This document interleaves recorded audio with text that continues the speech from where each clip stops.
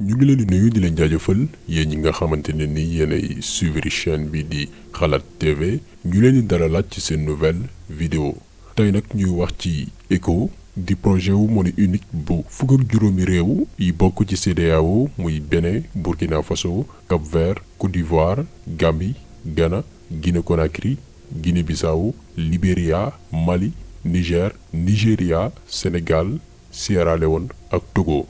muy monnaie buy dajale yooyu réew dëkk yu ci mel ni Sénégal di utiliser franc CFA bi nga xam ni dafa dépendre ci France bis bu projet bi anto dootuñu utiliser ti monnaie boobu noonu. donc ci vidéo bi da leen di expliquer monnaie bi fi mu jugee d'abord muy monnaie bi di ECO lan mooy ay avantage am ci zone économique Afrique de l'Ouest bi ak lan moo nar a nekk ay gàllankoor pour que projet bi anto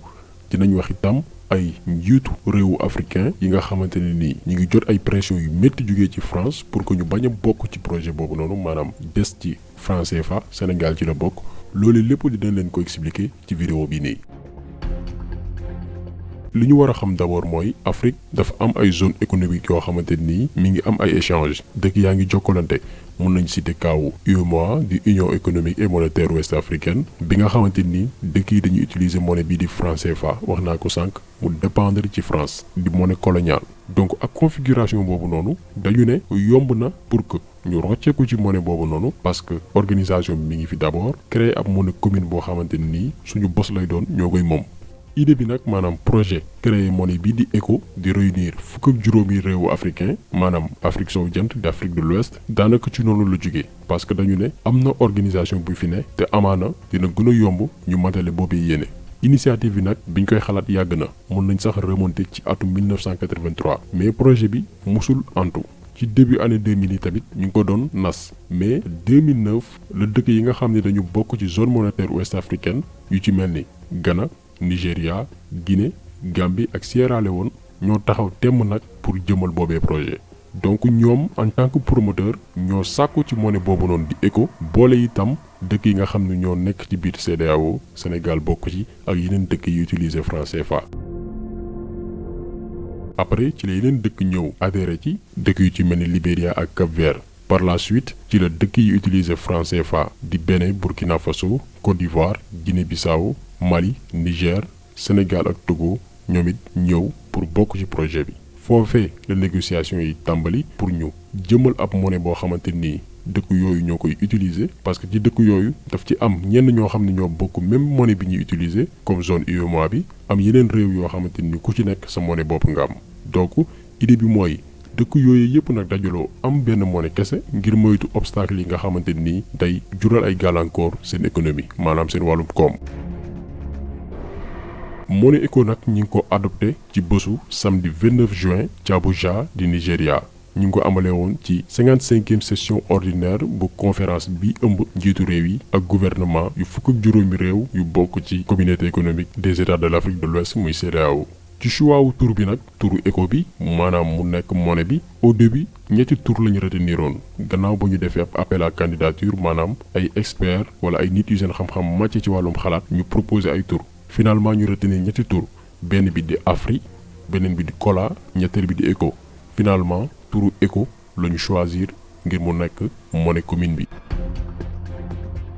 projet bi nag normalement war nañ ko jëmal maanaam war na entrer en vigueur ci atum 2020 maanaam at bii di ñëw ci fukk ak juróomi réew yi nga xam ne ñoo nekk ci espace CEDEAO maanaam bu lépp jaare yoon suñu réew Sénégal dootul jëfandikoo monnaie bii di franc CFA ci atum 2020 comme yeneen juróom-ñaari réew yu utiliser franc CFA ak yeneen nit juróom-ñaari dëkk yi nga xam ni ku ci nekk sa monnaie bopp nga yor.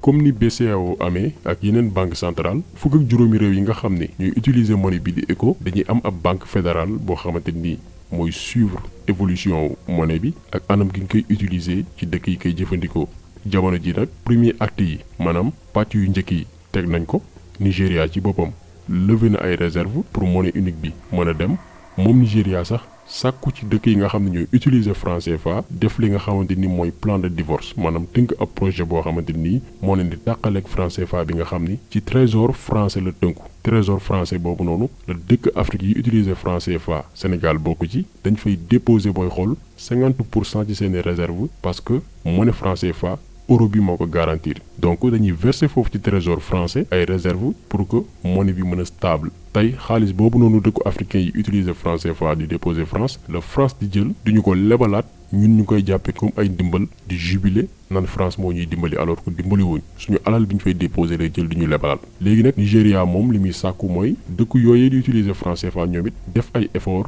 jëmmal li nga xam ne moom la ñuy dippee déconnexion maanaam rocceeku ci trésor français bi pour xool naka la ñuy développer monnaie bu bees bi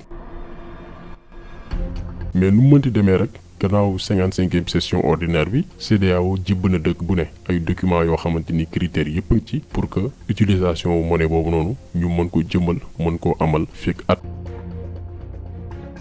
gannaaw loolu dañuy ñëw ci avantage yu monnaie bi maanaam lan mooy njëriñam avantage bi njëkk ci monnaie commune bi de ko mooy day yombal li ñuy woowe weccoo xaalis ak lépp luy matériel ci zone CEDEAO bi moo xam wàllu importation moo xam wàllu exportation diggante dëkk yi nekk CEDEAO parce que ñëpp xam nañ ni bu fekkee ni devises yi dañoo bëri maanaam monnaie yi bëri dëkk bu nekk am sa monnaie bopp chaque fois dañuy soxla di convertir xaalis bi te activité boobu noonu dafa laaj njëg booy xool alal ju bëri la donc bu ñu amee monnaie commune fukk ak juróomi réew yëpp di utiliser même monnaie bi dëkk yi dañuy def ay économie rawatina nag dëkk yi nga xam ne ñoo gën a ubbeeku ci wàllum exportation ak importation échange yi maanaam weccoo yi moo xam ci wàllum alal moo xam ci wàllum produit moo xam ci wàllum service day gën a yomb te itam investissement yi ci yeneen dëkk yi dañ koy gën a faciliter entrepreneur sénégalais yi dinañ am possibilité dem ci yeneen réew expérimenter fa ay projet yeneen yi réew tamit ñëw fi Sénégal def fi ay entreprise créer fi dara parce que day gën a facile day gën a yomb li ñuy dippee allocation des ressources day gën a effective te loolu